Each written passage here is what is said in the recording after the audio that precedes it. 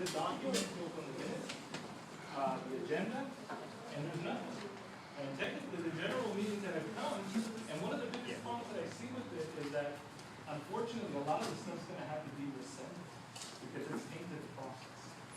And I think that's why one of the things is that I always told people, please read the document. It's very important. The Senate told us that on October, that they were the key things, and number one, that everyone should understand.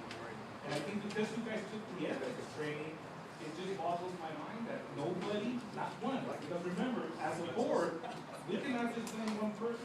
The city said, you're all at fault because none of you guys did your job.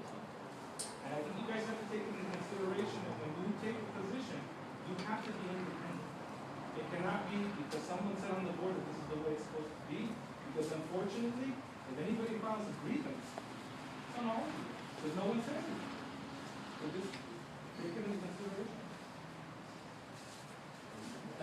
Just because there's relevant feedback I received from city attorney on the things you're saying, I'm just going to briefly say this, and I say this to the benefit of the board members. I spent a lot of time with the city attorney recently asking such questions, except for some minor tweaks that I think are part of the policy recommendations that the executive committee is going to make. We're in good standing in all respects with our bylaws and with the way we're doing our meetings. There's a lot we want to do and we want to do better. But the rough claim that we're somehow not reading the bylaws is, according to the city attorney, just not the facts. And the reason this is important to say is because it's a matter about trust in the community. And we're super hardworking. I can tell you this week was 40 hours on neighborhood council because of this type of work. And not something I can continue to do probably, but it was well intended.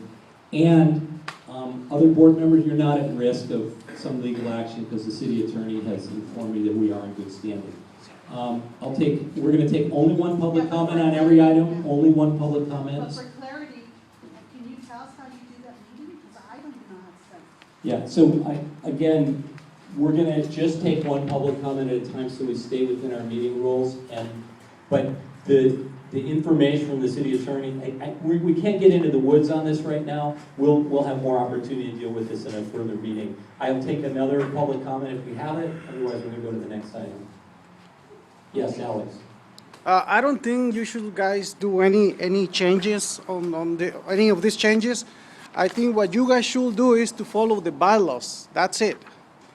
Not make any changes. Follow the bylaws. Thank you. Alejandro Palomino. Alejandro Palomino. Yeah. Okay, we're going to move on to item number 5.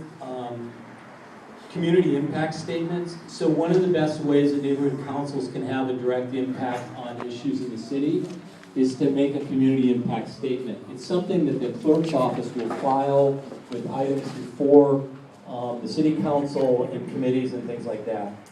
We need to elect a couple of board members who are tasked to be able to write on behalf of the board's community impact statements. Community impact statements would be written and then presented to the board for approval, and then they could become part of the record on agenda items on city council and other things like that. So I would like to just know who among the board members would be interested. We can have multiple people do it. Who would be interested in being a community impact statement person? Anybody?